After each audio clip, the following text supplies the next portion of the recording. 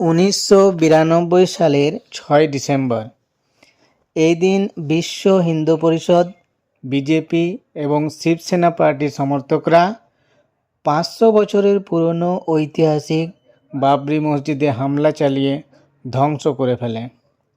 এই মসজিদ ভাঙার 33 বছর পর ভারতের মুর্শিদাবাদে নতুন করে একটি বাবরি মসজিদ নির্মাণের ঘোষণা দেওয়া হয়েছে। এ নিয়ে চরম উত্তেজনা দেখা দিয়েছে গোটা ভারত জুড়ে। এই মসজিদ ভাঙতে প্রথম আঘাত করেছিলেন যে ব্যক্তি, তার নাম বলবীর সিং। সেনার এই সক্রিয় কর্মী হয়ে ওঠেন একজন পরিপূর্ণ মুসলিম। নাম বদলে হয়েছে মোহাম্মদ আমির। একদিন যে বলবীর সিং চূড়ায় উঠে ইট খসিয়েছিলেন বাবরি মসজিদের, আজ তিনি যেন ভারতের বিভিন্ন স্থানে ভেঙে পড়া মসজিদ নির্মাণের জন্য ছুটে বেড়াচ্ছেন। উর্দু একটি ম্যাগাজিনের সাক্ষাৎকারে তিনি বলেন, আদেশ আসার পর আমি সবার আগে কোদাল হাতে বাবরি মসজিদ ভাঙতে অগ্রসর হলাম। আমি মাঝের গম্বুজটির ওপর কোদাল দিয়ে আঘাত করলাম এবং ভগবান রামের নামে জোরে জোরে ধ্বনি দিলাম। দেখতে না দেখতেই মসজিদটি ভেঙে গুঁড়িয়ে গেল।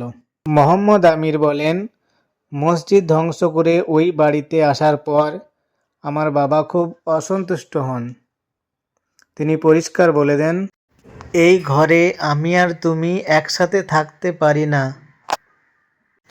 বাবা চলে যাচ্ছে দেখে মোহাম্মদ আমির নিজেই বলেন, আপনি থাকেন, আমি বাড়ি থেকে চলে যাচ্ছি।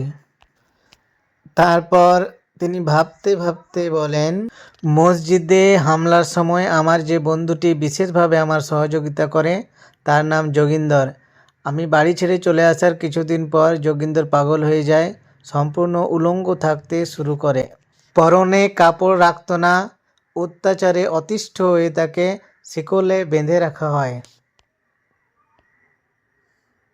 1993 সালের 9 মার্চ আমার বাবা মারা যান। বাবরি মসজিদ ভাঙার অপরাধে আমাকে কুঁড়ে কুঁড়ে খেতে থাকে। যোগেন্দর পাগল হওয়ার পর আমার মন সব সময় ভীত থাকতো, না জানি কোনো আসমানি বিপদ আমার উপর এসে পড়ে। 25 জুন 1993 তিনি মুসলিম ধর্ম গ্রহণ করেন।